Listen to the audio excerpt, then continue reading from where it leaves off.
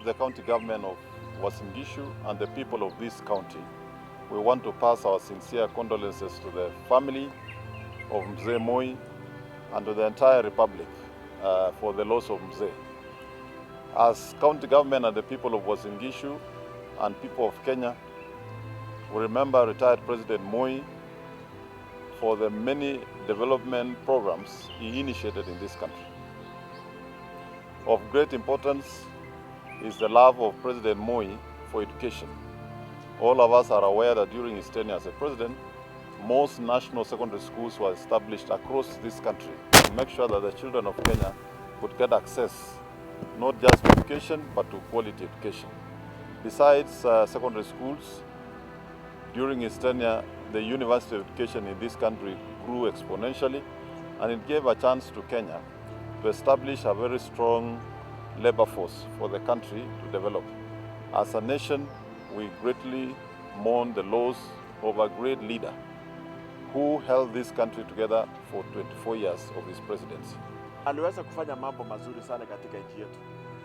Alikuwa mtu ambaye alipenda uwiano, na kwa wakati mwingi alihakikisha kwamba taifa la Kenya linaungana na linasonga mbele, na hakuna wakati hata mmoja ambayo hakuweza kurespond to any crisis that faces the society.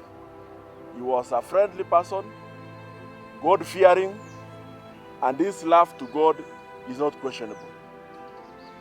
You remember very well that every Sunday in the evening, it was reported that he was part of the Christians that prayed. So we really mourn an icon of this country, a statesman, a man who made Kenya be recognized in the world. Kenya influenced the affairs of the world, especially in this region. That peace initiatives were always centered and discussed from Nairobi. We mourn a great leader. We want to remember him for very good things. He has been a president for 24 years in this nation. He has been a vice president for 12 years, and he has left an indelible mark of development, of loving education. He was a peace-loving statesman that we want to remember him for. I want to remember him for that period. We call it the Nyayo era. He believed in following the Nyayo of the first president of this republic, and he worked so hard to ensure there was peace in this nation. He loved education, and I'm sure all the children that are now grown-ups remember him for the Nyayo milk. So there are many things that we can remember the retired president for. He was a God-fearing man, and we want to ebb some of those good things that he taught us as leaders of this nation, that we must be peace-loving, that we should be able to support one another, love our leaders, respect our leaders, and above all, be leaders that can be counted in the leadership of this nation. As a county, we can look back and say we are privileged for some of the services that President Moi was able to initiate in our region. One of it being the second national referral hospital, the Moi Teaching and Referral Hospital, the third international airport, which is Eldoret International Airport. And I'm glad that today we can look back at those projects and proudly say they are successful and has helped this nation to move forward. When I look back during the establishment of Eldoret International Airport, a number of opposition leaders then said that, this was going to be a white elephant.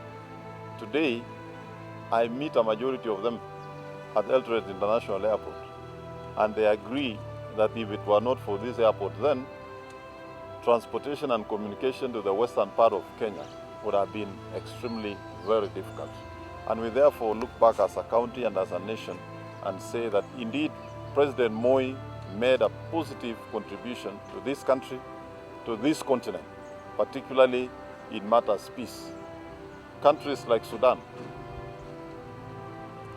who spent a lot of years in fights, communities displaced in hunger. Today, they can look back and say, if it were not for President Moi to initiate and chair the peace initiatives, then South Sudan and Sudan generally would not be where it is. We remember President Moi also played a great role in the peace initiatives in Somalia. And you remember, transition government of Somalia was in this country for almost more than a year. We therefore owe a lot to the late retired President Moi for his contribution, and we recognize that he made a mark, left a mark, not just in Kenya, not just in this continent, but also in the world, in his quest for peace and an environment for humanity to thrive. So as a county, we want to sincerely pass our condolences to the family and to the nation, and together as a county, we mourn with them, and we want to acknowledge that indeed we have lost an icon. For those of us in leadership, there are a number of things we can borrow from Moi. One is humility. Two is forgiveness. And we all remember the last speech of President Moi when he addressed the nation in a national holiday.